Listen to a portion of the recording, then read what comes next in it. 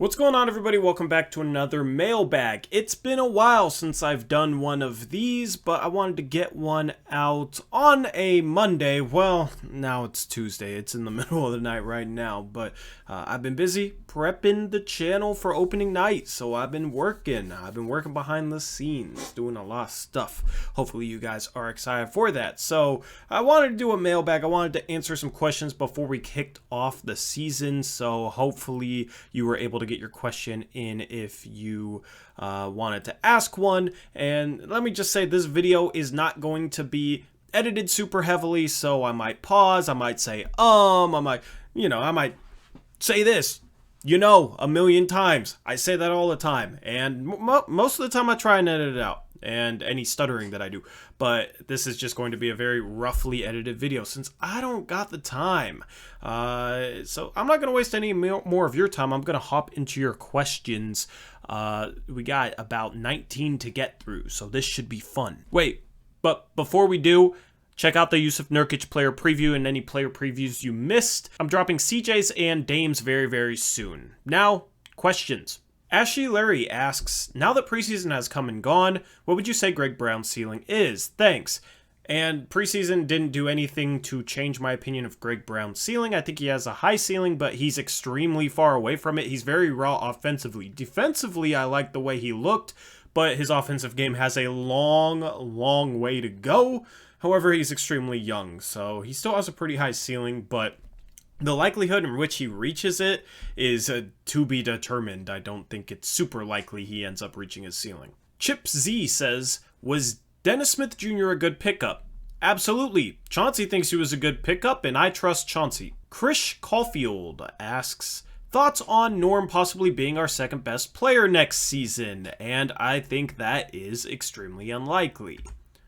Vegan for Life says, any chance they start Nance instead of Norm? Maybe after a bad stretch, or is the promise of Norm starting set in stone? The chance they start Nance instead of Norm is about as unlikely as Norm being the second best player on our team this year. I don't think either is likely, and I don't think Norm's going to have a bad stretch, so it's hard for me to see them switching up the starting lineup to put Nance in at the 3.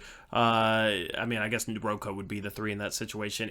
I don't see it happening, and I don't think it's super, super likely. I think Norm is going to be their starting 3, and the only way that changes is if they trade CJ. Justin Ty says, what playoff exit is acceptable? In terms of playoff exits, no playoff exit is acceptable, right? Honestly, if they make the Western Conference Finals, that'd be cool. Second round would maybe be acceptable, considering how much they've struggled.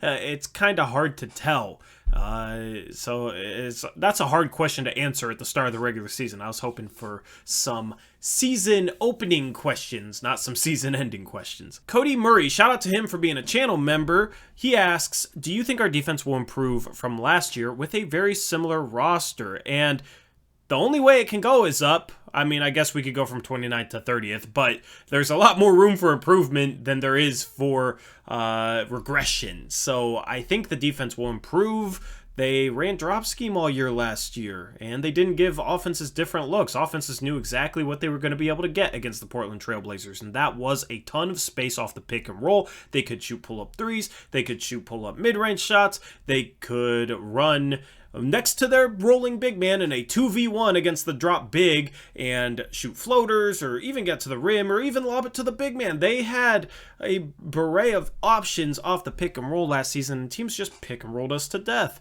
And you had a lot of certain players that love playing against drop scheme that went off against us. So I think just from scheme changes, it'll improve, and then hopefully our individual defenders will improve if they're being held accountable and taught the right things on the defensive end. I think our defense will definitely improve compared to last year. Ian GPC says, would you trade Nurkic for Ayton, considering what's been happening on Twitter? And I don't see the point of it. What does that solve? The only thing Ayton is better at than Nurkic is finishing and maybe staying healthy, but Outside of that, Nurkic is a better passer. I think Nurkic is a similar defensive player. Nurkic, I think, is a little bit better of a rebounder. Nurkic is also a better three-point shooter at this point. So I don't really understand the logic in it. I'm not saying Nurkic is better than Ayton, but why would Portland give up Nurkic as well as first-round picks for DeAndre Ayton? Imagine Pascal Siakam becomes available at the trade deadline and Portland can get in on it in a 3-team trade, sending CJ McCollum somewhere else, but they don't have the draft picks to go out and get Pascal Siakam because they swapped Yusuf Nurkic for DeAndre Ayton.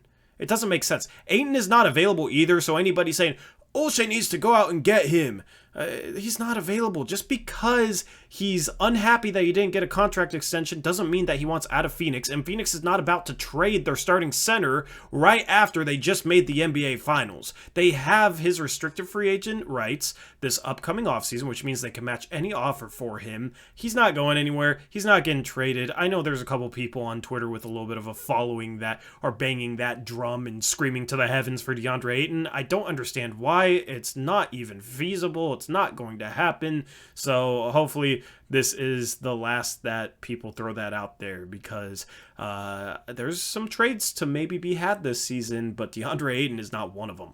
Isaac Sandstorm says, what would you predict our record to be 20 games in? And I'm going to say 11-9. We have the toughest first 20 games of the season, and we're going to experience some growing pains as we figure out a new system. So 11-9 would be a good record after 20 games. Check out my schedule breakdown for a 50-win pace based off strength of schedule. It goes through what our record should be after each month if we are on a 50-win pace, and it adjusts for the strength of the teams we're going to play, because it's super hard early. So if we're 12-10 after 22 games, we're on a 50-win pace, because we'll make up a lot of those games later on in the season when we have an easier schedule. So I think we're going to win around 50 games. I have us as a little bit more, so I'm going to say 11-9 the first 20 games. Just Alex says, do you think we will see the pairing of Dennis Smith Jr. at point and Anthony Simons at shooting guard a few times this season? And if everybody is playing, no. If they're load managing Dame or CJ or one of them's hurt, then you could possibly see that off the bench, because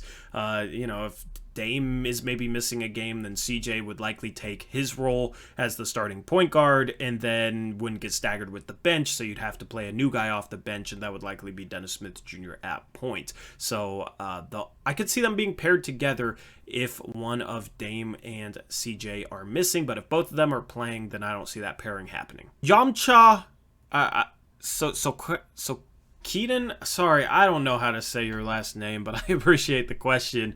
Yamcha asks, was there really any positives in the preseason games, as we did get beat every time and by heaps every time? I know it's a process, but it's been so long since we have achieved anything, and I'm worried. And my whole theme is, it's the preseason, they're learning new things. The starting lineup has only played 18 minutes together. There's no reason to worry. The last preseason game, yeah, we got blown out by the Golden State Warriors, but none of our bench players were playing.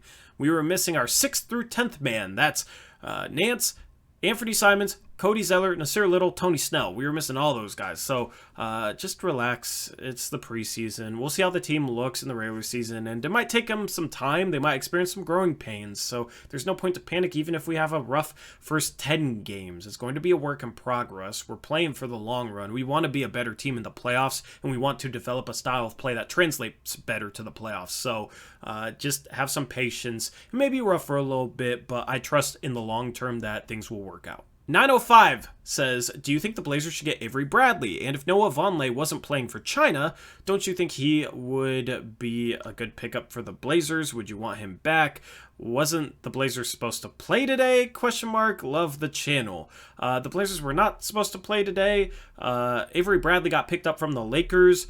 And Noah Vonleh, I'd rather have Marquise Chris than him, and we let Marquise Chris go, so I don't really care for Noah Vonleh.